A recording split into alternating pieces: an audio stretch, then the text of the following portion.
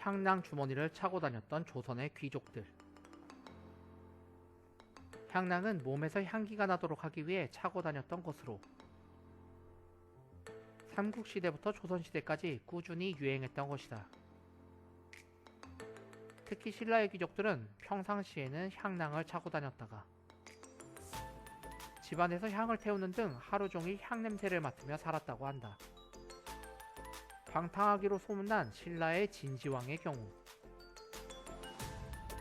절세미인 도하녀와 일주일 내내 방에서 사랑을 나눴다고 하는데 이때도 하루 종일 향을 살랐다고 한다. 진지왕, 냄새가 나면 욕구가 떨어져서.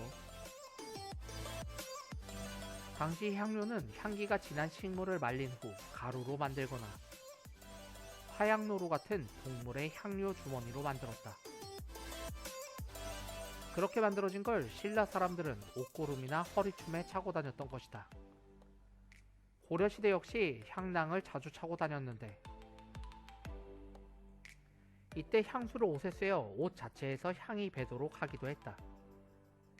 당시 제작 방법도 발달하였는지 고려산 향유를 송나라에 두어 차례 수출하기도 했다.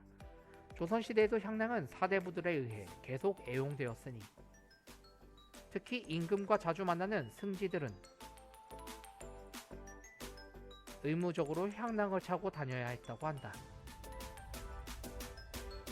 부유한 사람들은 침실에서 사향을 사르고 책을 읽거나 시를 지을 때, 손님을 맞거나 차를 마실 때에도 향로에 향을 피우곤 했었다.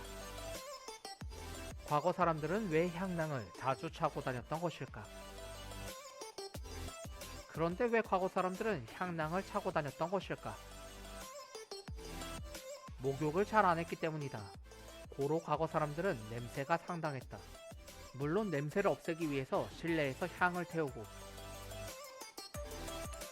몸에다 향수를 뿌렸던 것은 유럽에서도 마찬가지였다. 아니, 그쪽은 거의 목욕을 안 했기 때문에 조선보다 더 심했을 것이다. 다만 유럽은 근대화가 시작된 18세기 이후 목욕 문화가 서서히 생겨나기 시작했다. 1887년 조선 관료들과 함께했던 미국인 선교사 알렌은 당시 배 안에 있던 상황을 이렇게 적고 있다. 알렌, 조선 사람들로 인해 배 안에는 씻지 않은 몸냄새, 똥냄새, 오줌냄새, 조선 음식 냄새 등이 어우러져 무시무시한 냄새가 났다. 그런데 당시 조선의 관료들은 조선에서도 가장 상류층에 속하는 귀족들이었다. 그런데도 이들은 목욕을 거의 안 했던 것이다. 100년 전 서양 사람들은 상투를 풀어헤침, 조선 사람들을 보면 아연 실색을 했는데 그 이유는 머리에서 이가 우두둑 떨어졌기 때문이었다. 기록에 보면 어떤 양반은 자기 몸에 이가 많은 걸 장수의 상징으로 생각하기도 했으니 자식에게 이렇게 말하기도 했을 정도였다. 유이춘, 아들아, 너무 목욕 자주 하지 말라. 이가 없으면 빨리 죽는다. 그랬는데 하루는 자기 몸에 이가 없어져서 걱정을 하기 시작한다. 아, 그 많던 이들이 다 어디로 갔는고. 이가 많아야 오래 사는데 내가 이러다 빨리 죽겠구나 하면서 걱정을 했었는데 얼마 후에 이가 다시 몸에 모이자 기뻐서 이렇게 말했다. 이가 다시 돌아오다니 앞으로 오래 살겠어. 허허허. 전통시대의 목욕문화. 조선시대의 목욕이 줄어든 이유를 유교 문화의 폐해라고 보는 지적들이 많다. 신체 노출을 극도로 꺼렸던 유교적 관습 때문에 양반네들은 목욕을 할 때도 옷을 다 벗지 않고 필요한 부분만 씻곤 했다.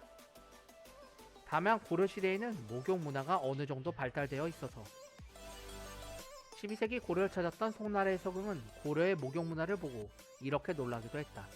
서경, 옛 역사서에서 고구려 사람들은 모두가 깨끗하다고 하였는데 지금도 역시 그렇다. 고려인들은 중국인들의 몸에 때가 많다고 비웃는다. 고려인들은 아침에 일어나면 가장 먼저 목욕을 하고 문을 나서고 여름에는 시냇가에서 매일 2번씩 목욕을 하고 있었다. 물론 서경의 말 하나로 전체를 일반화할 수는 없겠지만 분명한 것은 조선시대보다는 목욕 문화가 발전했었다는 것이다. 그런가 하면 신라시대에는 목욕 재개를 중시하는 불교 풍습으로 절에 공중 목욕탕까지 갖추고 있었다.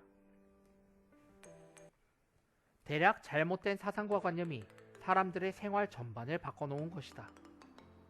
물론 조선시대에도 목욕 문화는 있었다. 전용 비누도 있어서 판, 녹두, 쌀겨 따위를 곱게 빻아 만든 조두라는 것이 있었는데 이는 삼국시대부터 쓰였던 방식이다. 다만 조두를 쓰면 곡물 특유의 날 비린내가 났다. 때문에 자주 씻는 사람이라도 날 비린내를 없애기 위해 향낭을 차야만 했다.